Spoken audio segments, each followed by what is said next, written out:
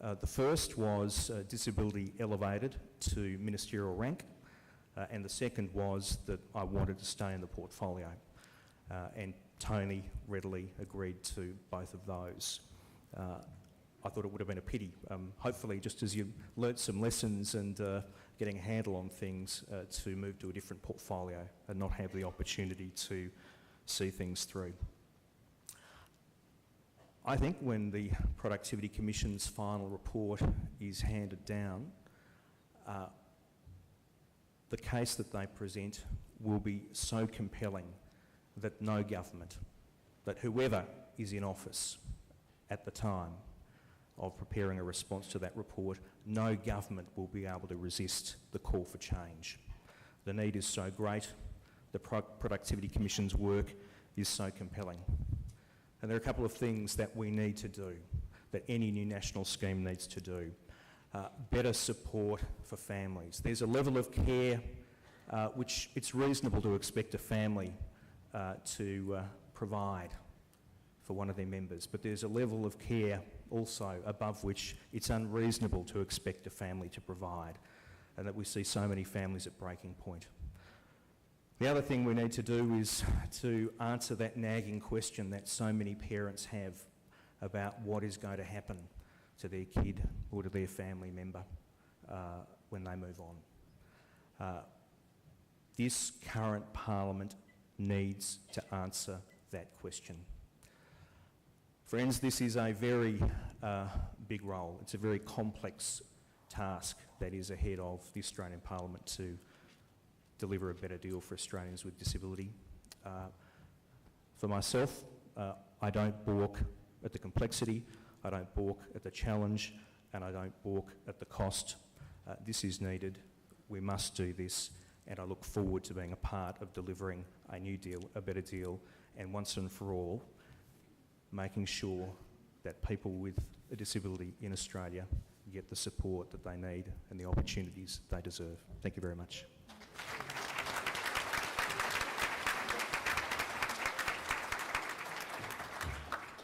Thank you very much. Yet another very strong statement about the NDIS.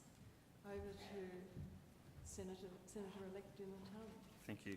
I'd also like to echo Senator Fifield's comments. Congratulations on putting together this wonderful conference. I hear it's gone extremely well. It's a critical issue, and congratulations to all the organisers and to all of you for attending here today.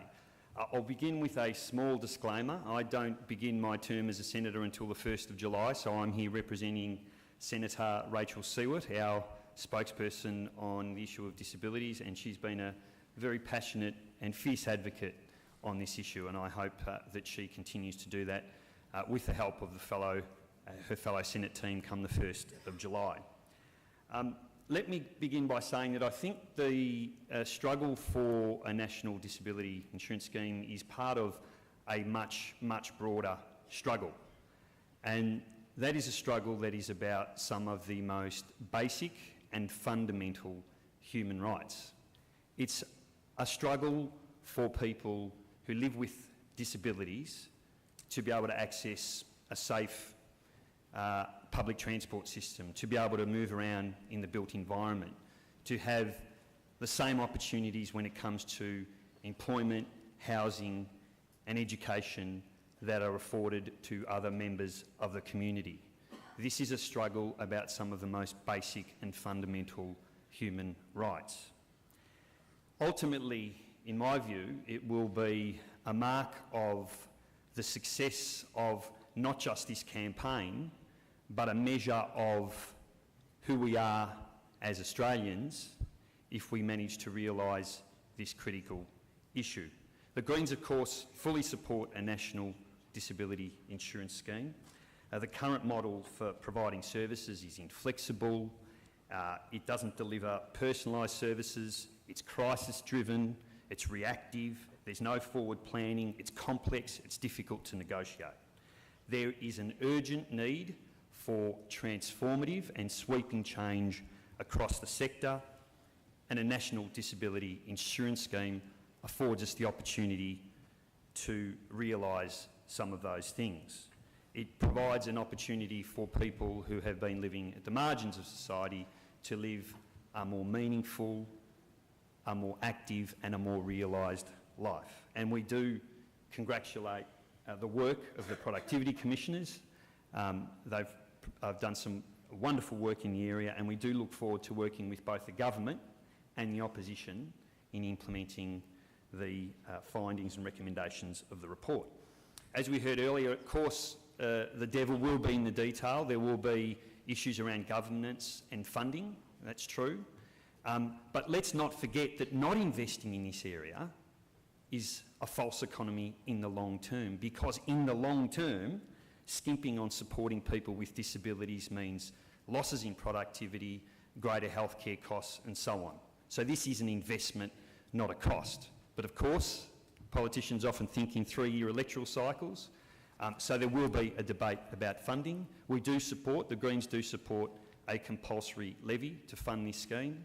We also support, for example, revenue from a mining tax being used to support a national disability insurance scheme. And we shouldn't forget that if we had the original scheme that was put forward by the former Prime Minister, we would be able to support a national disability insurance scheme without worrying about costs, cutting costs in other areas. Ultimately, I'll finish by saying that I think what's pretty clear is there's support across the political spectrum for the implementation of this scheme. One of the great privileges that I've got, having just been elected, and one of the things I'm really looking forward to, come the 1st of July, is getting in the Senate with a bunch of other Greens. We will have a share in the balance of power, and we will make sure that issues as critical and as important as this one are not forgotten, because ultimately it is the mark of a civilised society in terms of how we respond to these issues. And I do hope that in the long term, the implementation of a national insurance scheme is only one small step that's part of a much longer journey in achieving equity for all people living with disabilities. Thank you.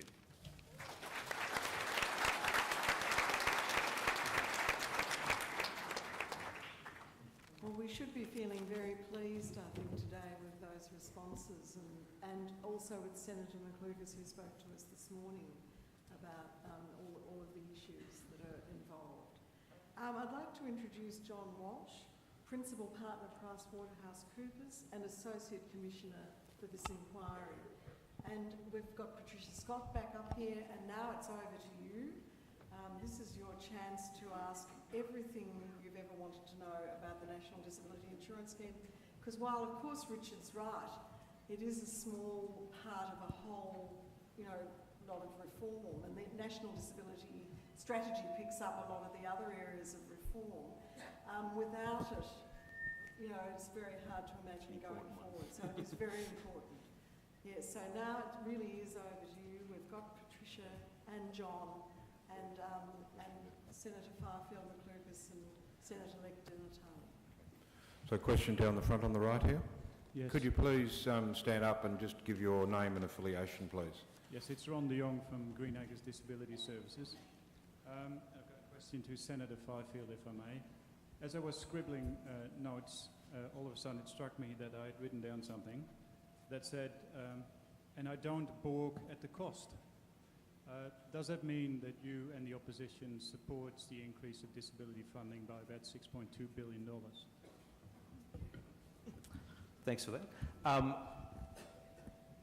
I don't balk at the cost, I don't balk at the challenge, I don't balk at the complexity, as I said. You can't argue with the size of the unmet need.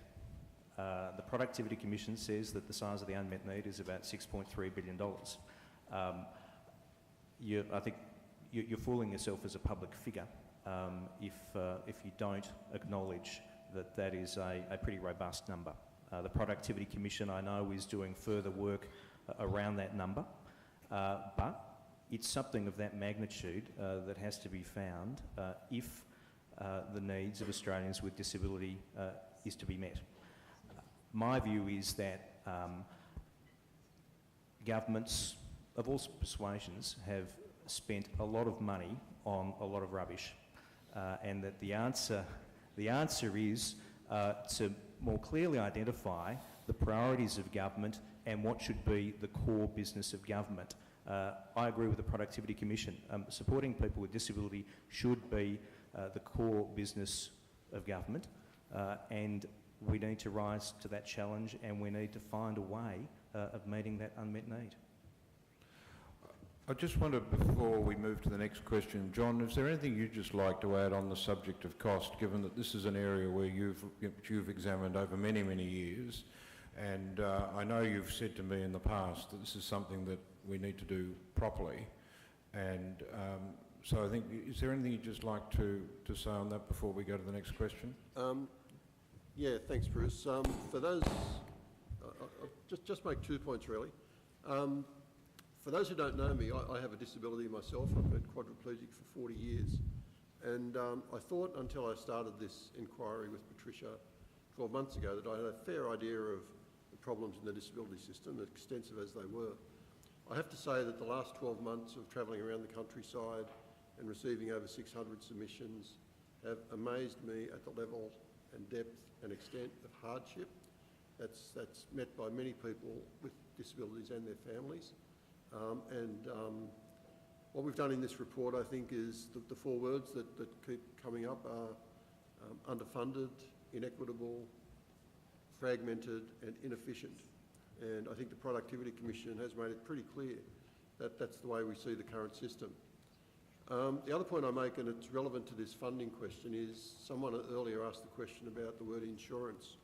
Now, insurance is just a word, but the importance of insurance, as Patricia said earlier, is about providing assurance for all Australians that if they sustain a significant disability, they can expect an entitlement to reasonable and necessary support. But the other context of insurance is that the science of insurance, even if you forget the word, is about estimating the need, estimating the probability that someone will have a disability and how much that disability will cost. Now, this concept of needs-based funding is something that's foreign to social welfare in Australia. And the other part of insurance is in monitoring, collecting information and understanding outcomes.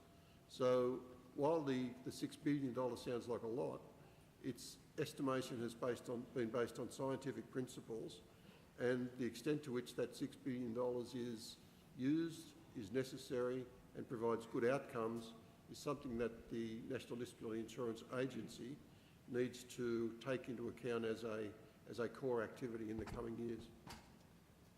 Okay, I'm just trying to order the questions. There's one by the column there, then I'm going to take Sam Jenkinson right at the back, I think it's Sam, and then I'm going to take a question in the 3rd row here. Okay, so just go in that order, please.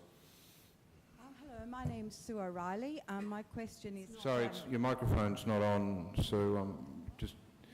my name's Sue O'Reilly, and my question is to Jan McLucas.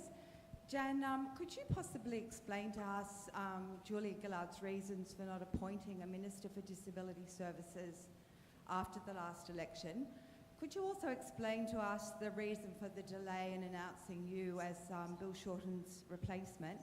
And could you tell us what we should all read into that in terms of her commitment to disability reform? Thanks, Sue. Hello, is that on? Yes.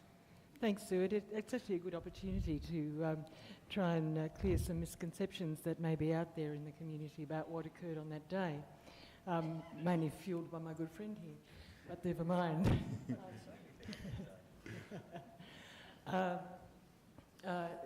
The first question was why was there not a Minister for Disabilities? There is. Her name's Jenny Macklin. She's in the Cabinet. She's not in the Outer Ministry, she's in the Cabinet, and you wouldn't want a better advocate for you in ERC, in the Cabinet process, than you have with Jenny Macklin.